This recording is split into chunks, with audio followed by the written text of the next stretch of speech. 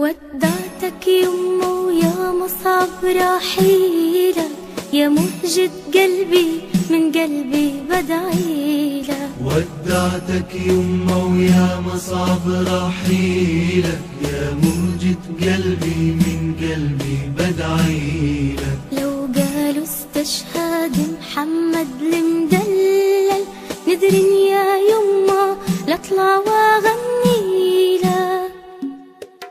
وداع أخير وقبلة مختلفة خطها مهند على جبين والدته وإخوته. شاب في مقتبل العمر، شهيد آخر يرحل في ربيعه 19 وفي أجمل المقدسات وأحلى المدن اسما، إنها القدس. هو أول امبارح في الليل ما أصر علي إلا يبوسني، وراح بوس خواته ونام عند أخوه الصغير. هذا أخوه الروح بالروح. حبيبي مصطفى تعيطش،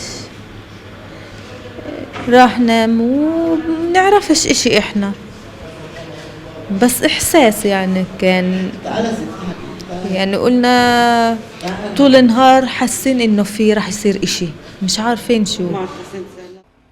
السبت يوم لن تنساه عائلة الحلبي. ساعات المساء تجلس الوالدة التي تقول لنا بأنها لن تبكي على ولدها تنفيذا لطلبه. تجلس مع زوجها تراقب الأخبار التي تتحدث عن عملية في القدس، وإحساس الأمومة ودقات القلب تشير بسرعتها إلى مهند. كنت أنا وأبوه قاعدين بنقول ليش اتأخر وليش اتأخر، وقاعدين نتصل تليفونات، وأبوه بيحكي لي ابنك وين راح، ابنك وين راح. لهلأ في الجامعة هي ل8:30. له أجا خبر على التلفزيون إنهم اللي مسوي العملية من رام الله والبيرة، رام الله البيرة. لو بقول له ابنك بجوز اللي عمل العملية، له أبوه بقول لي لا هذا بطل وشبعان من حليب أمه اللي سوى العملية. بعد دقيقتين ضله يحاول إنه يتصل عليه، يفصل، بعرفش أنا هو ما يلقطش أو يفصل. اتصل عليه ما فيش. له بعد شوي اتصل في خيل عشان بيشتغل في جامعة أبو ديس. لو بقول له مهند اليوم ما شفتوش انت، الساعة 8:30 لهلا ما جاش. له خاله باقي عارف. مهند الحلبي طالب الحقوق في جامعة القدس في عامه الأول، حمل من معاني اسمه الكثير، أقواها السيف القاطع.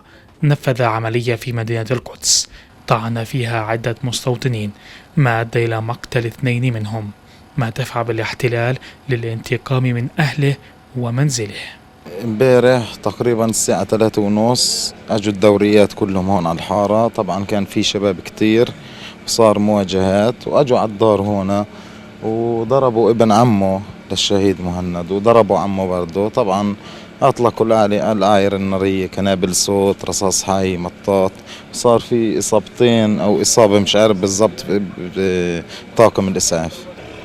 اخوي هذا توأم روح، شو بدي احكي لك اكثر من هيك. الله يرحمه، رفع راسنا.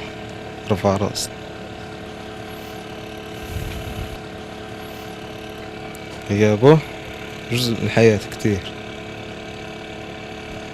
هلا الضر بدون ولا اشي. الاحتلال بعد يوم على استشهاد مهند يرفض تسليم جثمانه. العائلة تنتظر كل جديد فيما يتعلق بولدها الحنون، وحتى منزلها الذي أصبح خاليا من كل شيء. هنا كانت آخر لحظات مهند شهيد جديد اختار لنفسه طريقة خاصة في الدفاع عن أرضه. انتفض للأرض والوطن والمقدسات، وهنا سيعود مجددا محمولا على الأكتاف ومزينا بعلم بلاده ليوارى تحت تراب عاش من أجله. لتلفزيون القدس، محمد العدم من قرية سردة.